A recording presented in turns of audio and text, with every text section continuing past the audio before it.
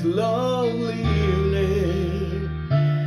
Though they have no words, they share my feelings as we walk along the avenue. Pardon me, I just can't help staring at you. When I look into those sparkling eyes, I float in the air and wander in paradise. You give my heart, my soul, so inspiration. Your beauty is beyond imagination. You are the one, the only one that I desire. When we touch, when we're one, you light the fire.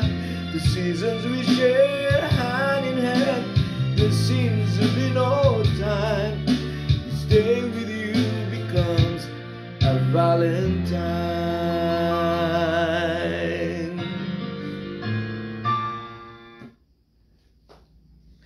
Ayan po, Happy Valentine's sa inyong lahat.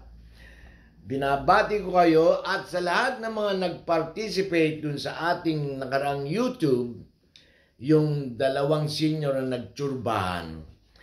Sasabihin ko po kung ano yung kwento in summary, nasasummarize lang natin. Gist. Okay, balikan natin yung nakaraang kwento.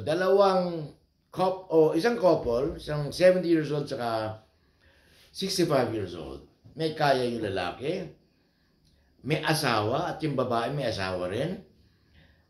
Imbes na nagpunta sila ng bayan para mag-check-in sa mga hotel, Sogo or whatnot, dumadaan sila kay Pedro para magtsurbahan nga ho. Kasi 100 lang ang ibinibigay kay Pedro. So nakakatipid daw yung lalaki. Ang tanong ko dun sa video yun, kung ano ang lesson o aral or moral lesson. Ang tip, ang pinaka-cue ay yung 70 years old o 65 years old ay pareho may asawa. Wala po yun yung may mayaman siya na namibigay ng pera kay Pedro.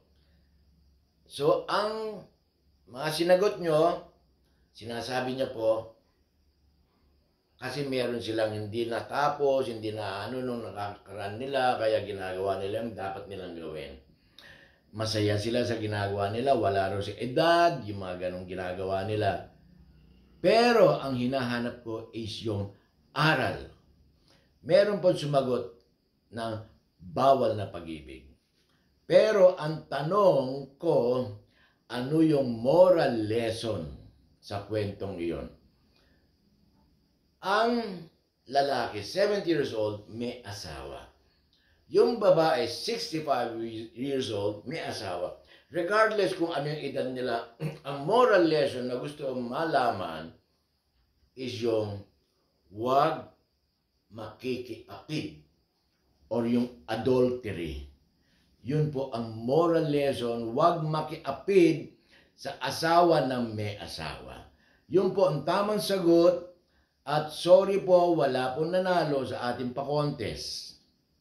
Yun po, maraming salamat sa susunod kong video. Hope you still participate and follow my YouTube channel, Nurse Kaloy. Happy Valentine's po ulit sa inyo lahat.